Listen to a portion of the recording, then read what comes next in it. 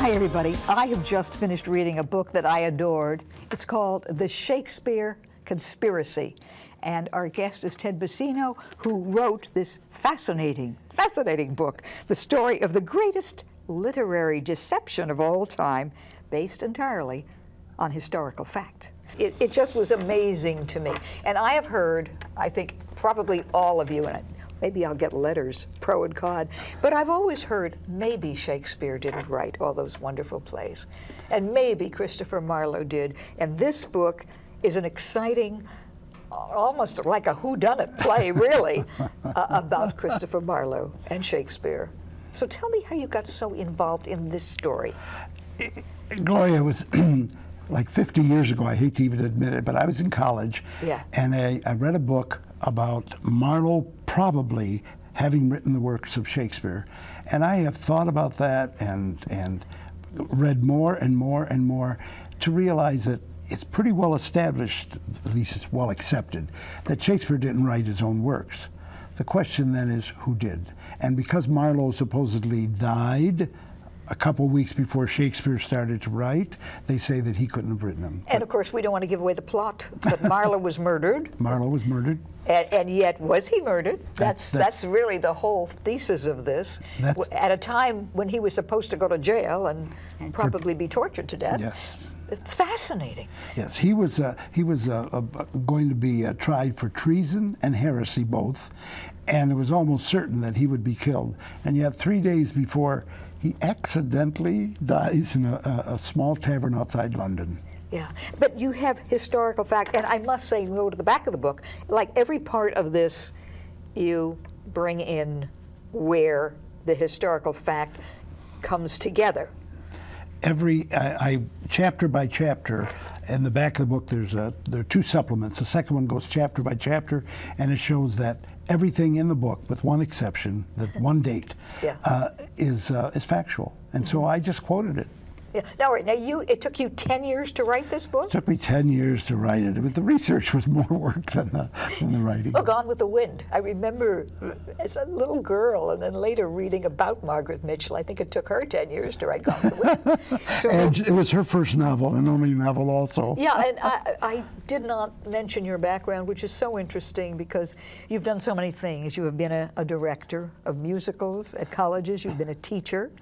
You were an assistant secretary of state in Illinois, and I said, well, is this your first book? And you said, well, I wrote other books which were kind of academic. Yes, they were academic. Nonfiction, reference books, things like that. But I never tried fiction. This was fun. It's fiction, but it could be true. I mean, that's the thing that blows your mind when you read it. I really believe what's in here is true.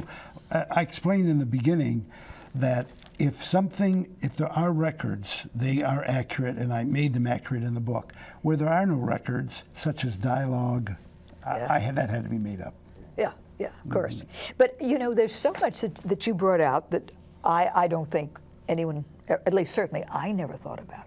And one of the things that fascinated me is when Shakespeare finally dies, and he does in this book, he had no books. And books you bring out were very valuable. We didn't have mass production then. They didn't have the printing press. It was just getting started. And a book was one of your most valuable possessions. And he used, whoever wrote the Shakespearean works, used 200 different books. When Shakespeare died, he did not own a single book. His will he gives out this spoon to so-and-so and his clothes to his daughter and stuff. No books. Fascinating. When you say he used 200 books, what do you mean by that? Well, the references that they can find, for instance, some of the plots, many of the plots came from Holingshed's Chronicles, like Macbeth and Hamlet, and he used other books. Whoever wrote the Shakespearean works used other books for plots and things like that. So he had to have had 200 books. He owned none. Now, they didn't have libraries at that time that you could rent a book.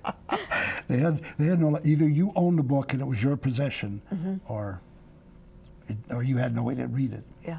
And then, again, according to your facts in here, Shakespeare never traveled, right? He never traveled, and yet, so he didn't travel. He didn't know anything about court manners. He didn't know anything about the military, and yet so many of the Shakespearean plays have things that only someone who knew court manners, knew military procedures, etc.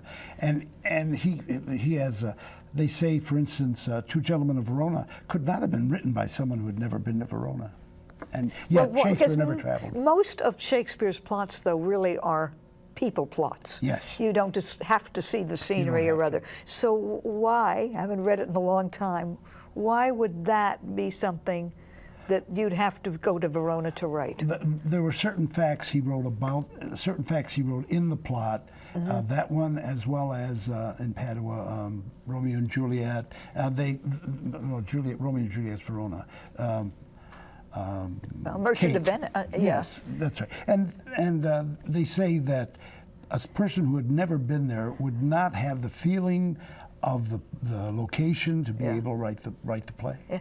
And yet, I'm buying it. I mean, when I read it, I buy your thoughts very definitely. But my friend Frederick Lowe, who wrote Brigadoon, he was never in Scotland. Oh, I didn't know that. Yeah, never.